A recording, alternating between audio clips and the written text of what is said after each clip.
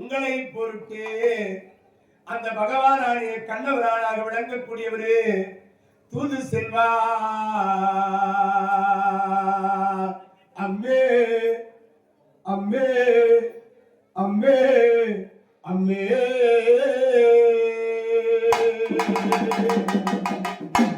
உங்களை பொருட்டு தூது சென்று அந்த அத்தியாபுரிக்கு செல்கிற பொழுது விதிராழ்வார் மாளிகையிலே தங்கியிருந்து அவர் கொடுத்த மதுர விருந்து உண்டு.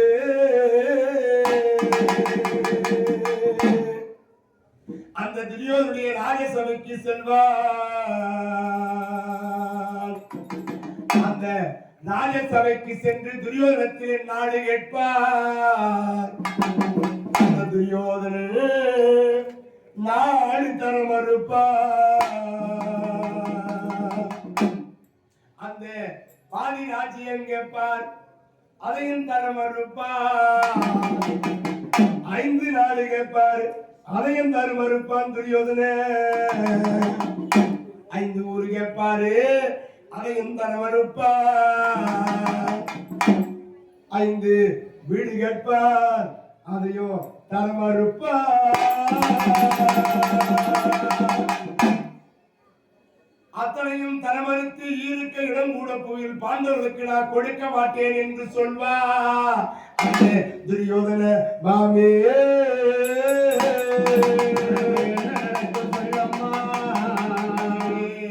மகாபாரத யுத்தம் 18 நாள் போர் நடக்கும் மாமே. நாள் குறித்து கொடுப்பேன். அருகில் இருந்த தூணை அறிந்து சொல்லுவா, பாண்டவர்களுக்கு ராஜ்யம் கிடையாது, பலாதிகளுக்கு நாடு கிடையாது. நாடு வேண்டுமானால் என்னோடு சண்டை செய்ய வேண்டும், போர் செய்து வெற்றி பெற்று கொள்ளட்டும் என்று சொல்ல அங்கு யுத்தமானது தொடங்கும். ஆளுங்கண்ணை நாளை மாட்டி அரவணை பலி நாளை மாட்டி அரவணை பலி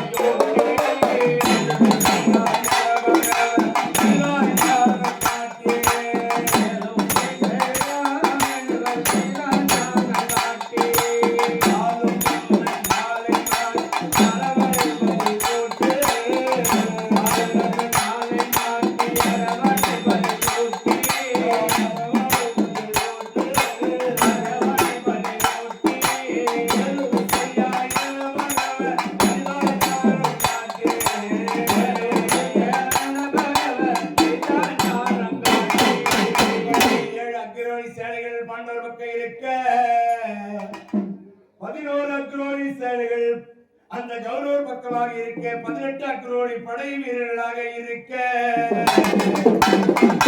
அந்த அரவான் என்ற ஒரு பிள்ளையை பலி கொடுத்து நாளை மாற்று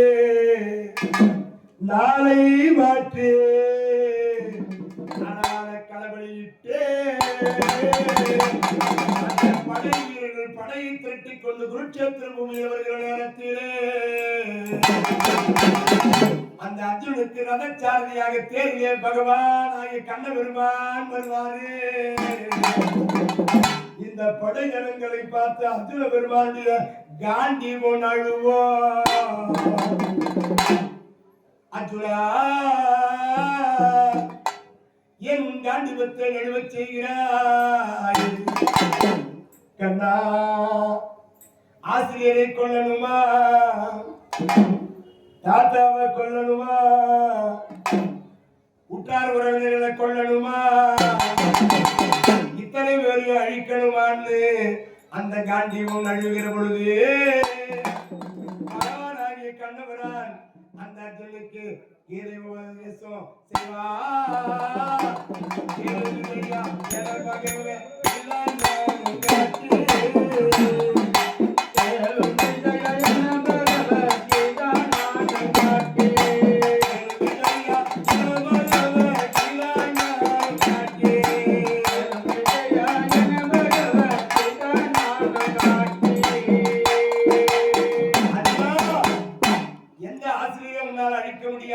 தாத்தாவை உன்னால அழிக்க முடியாது, எந்த உயிரையும் உன்னால அழிக்க முடியாது. அழியக்கூடியது உடம்பு, அழியாத உயிரை உன்னால அழிக்க முடியாது. சாதிதனங்களை ரட்சிப்பதற்காக, அதர்மங்களை அழிப்பதற்காக, உலகத்திலே தர்மத்தை நிலைநாட்டுவதற்காக நான் ஒவ்வொரு யுகத்திலும் அவதாரம் செய்து கொண்டு வருகின்றேன். இந்த அவதாரத்தில் நான் கிருஷ்ணனாகவோ நீ அர்ஜுனனாகவோ அதர்மத்தை அழிப்பதற்காக நடைபெறுகின்ற இந்த மகாபாரத போரிலே நீ ஒரு கருவியாக இரு. துணிந்து எழுந்து உன் பிள்ளையிடு அர்ஜுனா என்று கீதை உபதேசம் செய்ய கேளு விஜயா என பகவ ஞானம் காட்டி என்று கீதையை உபதேசம் செய்து இப்படி சண்டை தொடங்குகிறது. பாட்டனோ விட்டுமறை 10 நாளில் சாய்க்க, பாட்டனோ விட்டுமறை 10 நாளில் சாய்க்க,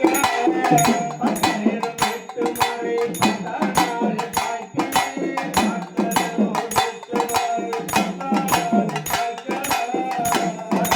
விட்டுமறை 10 நாளில்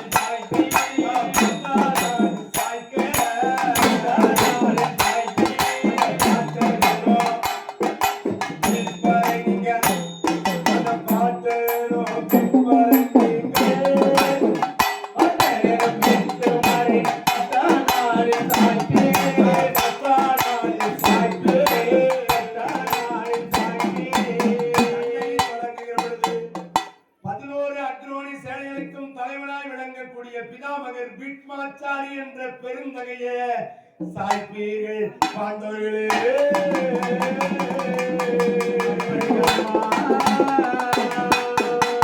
அந்த 13வது நாள் சண்டையிலே பாண்டவர்களே, உங்களுக்கு ஒரே மகனாக, செல்ல மகனாக, வீர மகனாக விளங்கக்கூடிய அந்த வீர அபிமன்யுனை அந்த கௌரவர்கள் அதர்மத்தினாலே கொன்று விடுவார்கள். அழகுக்கு ஒருவே, ஆற்றலுக்கு ஒருவே, வீரத்திற்கு ஒருவே, விவேகத்திற்கு ஒருவே, காண்டீவனாக விளங்கக்கூடிய அண்ணனுடைய மகன் அந்த அபிமன்யுவை துரியோதனன் மைத்துவன் அந்த ஜெயத்தோடு வந்து அந்த அபிமன்யுவை கொண்டு விடுவார். குட்டுமலன் 3ஆம் நாள் குளத்தபிமனன்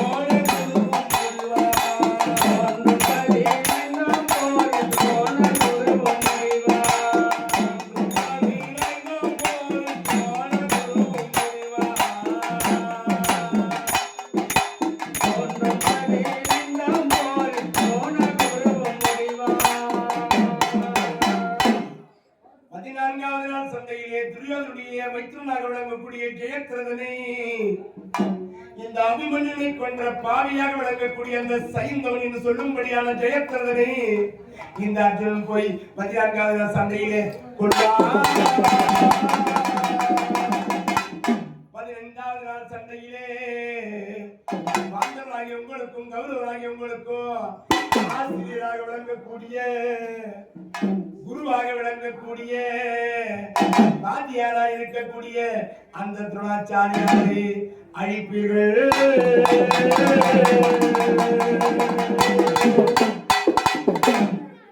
கண்ட 17ஆம் போரில் கர்ணன் என்பவன் அழிவான். கண்ட 17ஆம் போரில் கர்ணன் என்பவன் அழிவான்.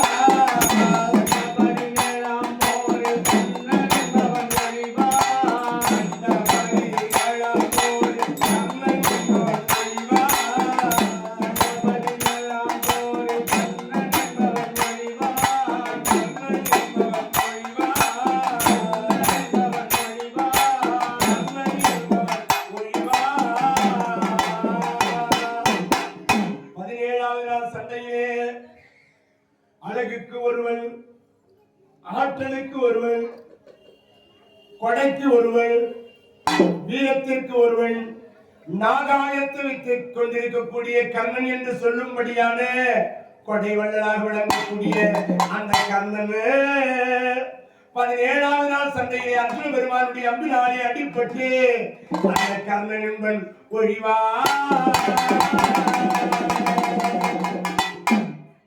அதன் பிறகு அந்த 18வது நாள் சண்டையிலே உங்களுக்கு நேர் எதிரியாக இருக்கக்கூடிய, ஜென்ம எதிரியாக இருக்கக்கூடிய கொடியவனான அந்த துரியோதனை அழிப்பீர்கள்.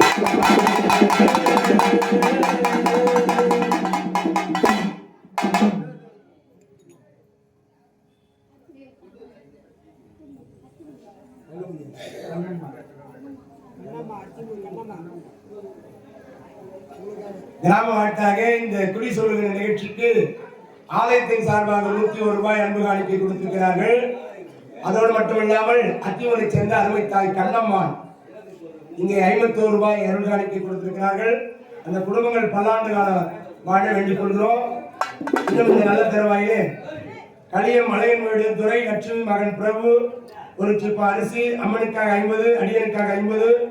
களியம் மலையன் வீடு ராமகிருஷ்ணன், சரஸ்வதி மகன் சுரேஷ், முத்துலட்சுமி மகன்கள் டி குமரன், பத்ரா அனைவருமாக சேர்ந்து 21 கிலோ துவரம் பருப்பு வாங்கி கொடுத்திருக்கிறார்கள். அம்மனுக்காக இங்க அம்மனுக்காக 50, அடியனுக்காக 50 கொடுத்திருக்கிறார்கள். அந்த குடும்பங்கள் பல்லாண்டு காலம் வாழ வேண்டிக் கொள்கிறோம். ராதா ஆறுமணி கோவிந்தா. அருமை தாய் கண்ணம்மா அத்திமுறை சேர்ந்தவர்கள் 51 ரூபாய் அன்பு காணிக்கை கொடுத்த அந்த குடும்பங்கள் பல்லாண்டு காலம் கொண்டு இப்படி கொண்ட 17ஆம் போரில் கோதுரியன் அறைவா. கொண்ட 17ஆம் போரில் கோதுரியன் அறைவா.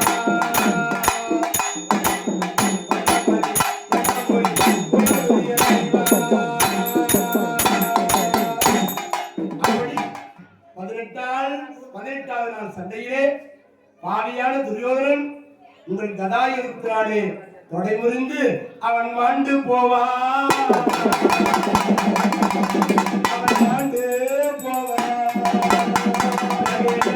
சொல்லம்மா பெரிய போருக்கு பிறகு, பெரிய யுத்தத்திற்கு பிறகுதான் என்னுடைய கதையினாலே துரியோதனன் மடிவாளா என்று பீமசேனன் எண்ணுகின்றார். வடஜனங்கள் அக்ரோணி 18ஐயும் கொன்றே, அக்ரோணி 18ஐயும் கொன்றே,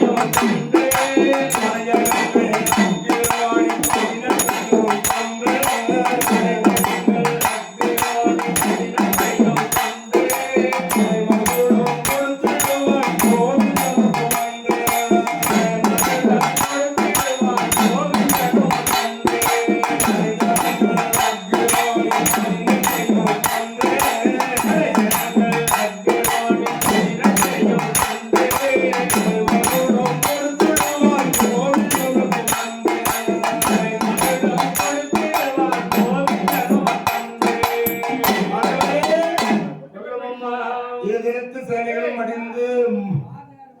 இங்கு மாண்ட பிறகு பிணைமலை குவிந்து உதிர நதி ஓடும்.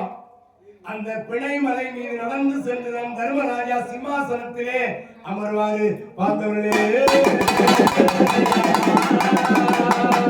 மகானாகிய கண்ணபுரம் கோவிந்தனுடைய திருவள்ளினாலே நீங்கள் சிறப்பான முறையிலே அந்த அற்புதமான ஆட்சி செய்வீர்கள். கொடுத்துடுவான் கோவிந்தனோ உமக்கன்றே. உடைமகுடோ கொடுத்துடுவான் கோவிந்தனோ உமக்கன்றே. இப்படி இறந்த காலம், நிகழ்காலம், எதிர்காலம்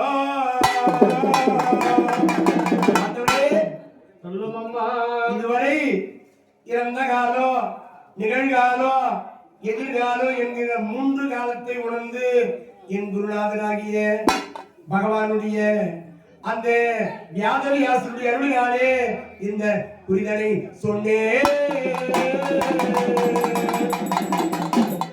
உத்தம பந்தவரே, இது உங்களுக்கான குறி.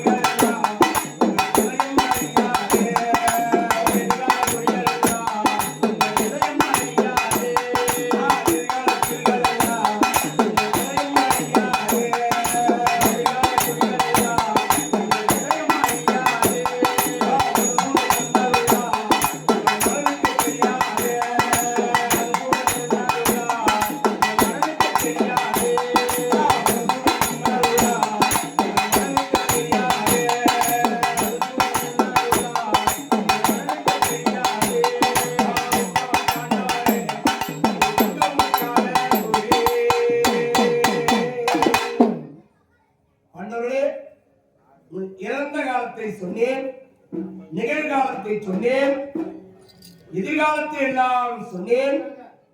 எதிர்காலத்தை பற்றி தெரியாது, நிகழ்காலத்திலே சொன்னது தெரியும். இறந்த காலத்திலே சொன்னது உங்களுக்கு நினைவிலே இருக்கோ, எதிர்காலத்திலே பற்றி சொன்னதெல்லாம் உங்க நினைவில இருக்காது. இறைவனான எம்பெருமானுக்கு மறைத்தல் என்ற ஒரு தொழில் இருக்கிறது. எதிர்காலத்தை பற்றி நாம் தெரிந்து கொண்டால் நம் வாழ்க்கையில் எந்த சுவாரஸ்யம் இருக்காது. இறைவனான பெருமான் சிவபெருமானுக்கு படைத்தல், காத்தல், அழித்தல், மறைத்தல், அருள் என்று பஞ்ச கீர்த்தியங்கள் என்று சொல்லும்படியான எதிர்காலத்திலே மறக்க வேண்டும் நான் சொன்ன அத்தனையும் என்று சொல்லி இந்த இடுங்கியானவள் சிறப்பான முறையிலே புரிதலை முடித்தால் மதுசூதன் நன்னருள்ளால்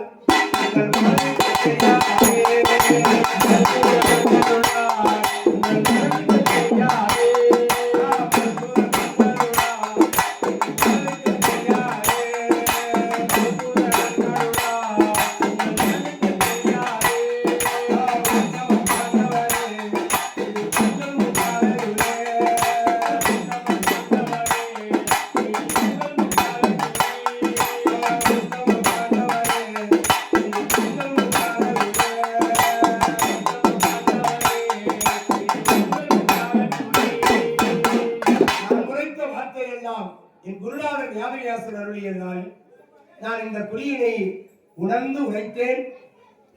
என் நாயகன் தந்த வாக்கு என்று இடும்பியானவள் குறிதனை சிறப்பான முறையிலே சொல்லி நிறைவேற்றினார். இப்படியாக இந்த இடும்பு 3 காலத்தை குறிக்கக்கூடிய குறிதனை சொல்லி நிறைவு செய்தார். அதன் பிறகு குந்திதேவி அம்மையார் பார்க்கின்றார்கள். அத்தனையும் உண்மையாக சொன்னால் இந்த இடும்பியானவள் மகிழ்ச்சி அடைகிறார்கள் பாண்டவர்கள். எதிர்கால நிகழ்வுகள் எல்லாம் உங்கள் இதயத்திலே இருக்காது என்று சொல்லி சிறப்பான முறையிலே இங்கிருந்து நீங்கள் சாலிகோத்திர வனம் என்ற வனத்திற்கு செல்ல வேண்டும் என்று அங்கு திருவாயை மலர்ந்தருளினார். அந்த இடும்பியானவள் அற்புதமான முறையிலே இந்த பீமனை திருமணம் செய்ய வேண்டும் என்று விரும்பினாள். அந்த விருப்பத்தை தெரிவிக்கின்றார்கள் இந்த அம்மையார். அதன் பிறகு அங்கு அதற்கான ஏற்பாடுகள் எல்லாம் நடத்துவதற்காக தயார் பண்ணுகிறார்கள். அங்கு காட்டில் இருக்கக்கூடிய முனிவர்கள் எல்லாம் அழைக்க வேண்டும் என்பதற்காக இந்த திருமணம் பீமனுக்கும் இடும்பிக்கும் திருமணம் நடத்த வேண்டும் என்பதற்காக ஏற்பாடுகள் வந்து முனிவர்களை தேடி செல்கிறார்கள் திருமணம் நடத்துவதற்காக. நாம் கூட நம்ம வீட்டுக்கு செல்ல இருக்கின்றோம்.